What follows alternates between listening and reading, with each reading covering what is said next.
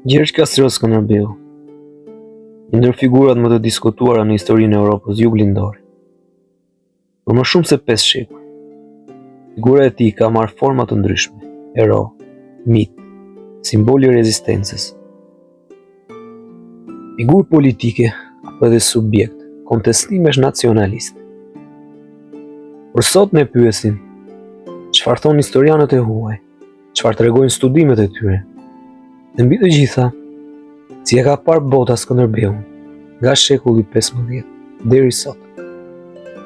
Apo të parë të populrizimit të Skënderbeut vijnë nga humanistët e huaj të shekullit të 15. Një nga zërat më të hershëm është Martin Segon, peshkopi i Ulqinit, i cili rreth vitin 1480 shkroi një përshkrim të rëndësishëm biografik për Skënderbeun. E paraqet atë si një figurë të jashtëzakonshme, ushtarake dhe politike, duke e krahasuar me heronjtë e antikitetit.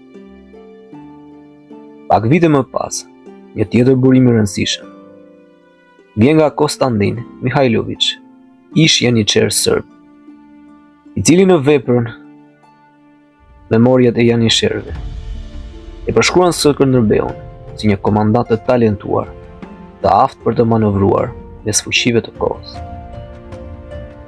Këto dy burime, një katolik humanist dhe një janiçer serb, dëshmojnë se interesimi për Skënderbeun filloi jashtë Shqipërisë, në botën e huaj, me një herë pas vdekjes së tij.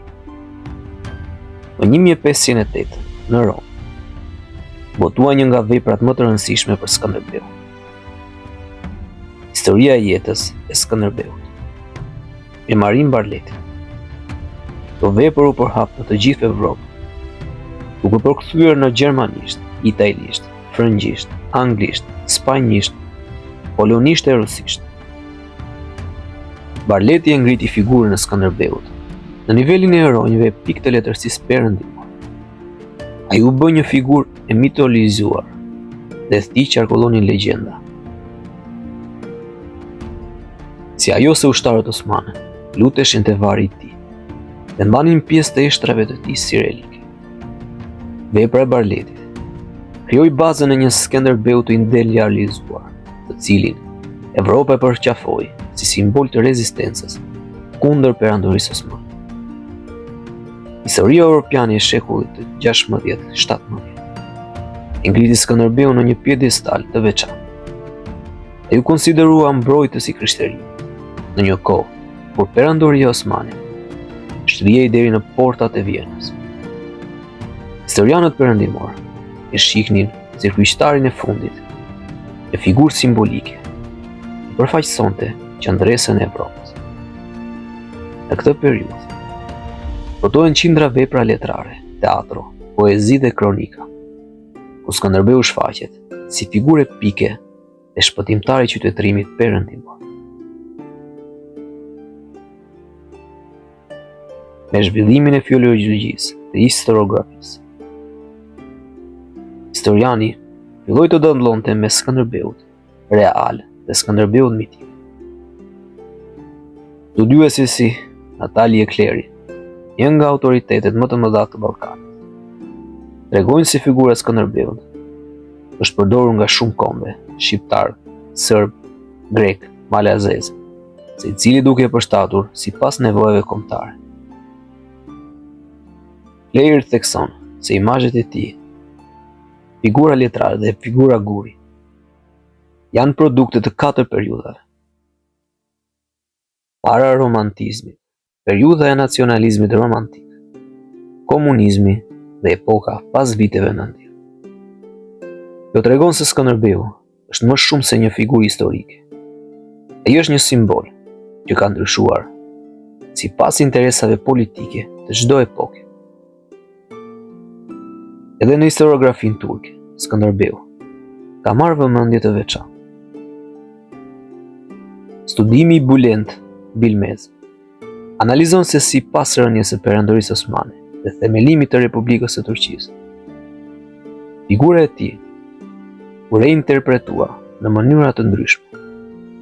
Disa historianë i shohin si armik të shtetit osman, ndërsa të tjerë si një figurë të rëndësishme historike që përfaqëson realitetin kompleks të shekullit të 15. Pika qendrore. Betet analiza e Halil Inalcik, autoritet i pakontestueshëm i historisë osmane. Punimet e tij e trajtojnë Skënderbeun në kontekstin e rebelëve vasal të perandorisë, një qasje më neutrale dhe akademike. Historianët modern, perëndimor, dalin nga mitet dhe fokusohen te faktet. Skënderbeu ishte një strateg i jashtëzakonshëm, i aftë të fitonte mbi 30 betejë kundër një superfuqie ushtarake si Perandoria Osmane.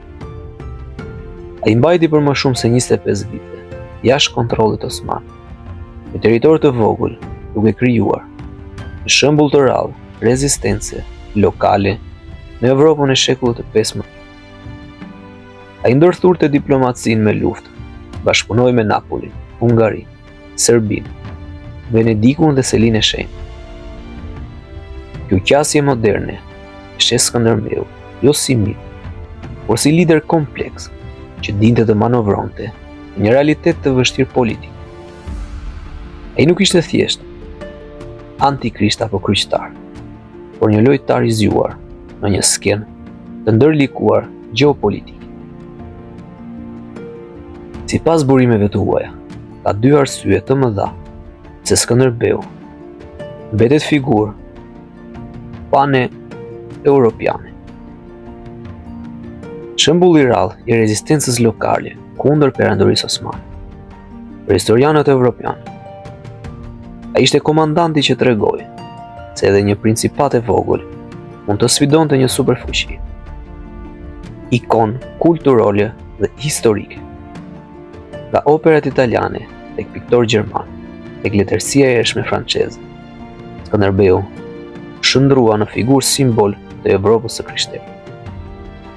Kjo e bën Skënderbeun më shumë se një figurë kombëtare. Ai është pjesë e kulturës së Evropës. Skënderbeu ka jetuar në kufirin mes historisë dhe legjendës. Historianët e huaj na tregojnë se ai është një figurë shumë fisht, hero, mit, simbol, strateg, rebel, i krishterë, vasal i dikushëm, prijës i mëvonshëm, dhe mbi të gjitha, një figurë që i ka mbijetuar shekujve. Duke studiuar Skënderbeun përmes syve të historianëve të botës, kuptojmë se figura e tij nuk është pronë vetëm e shqiptarëve, por një pasuri e përbashkët e historisë evropiane.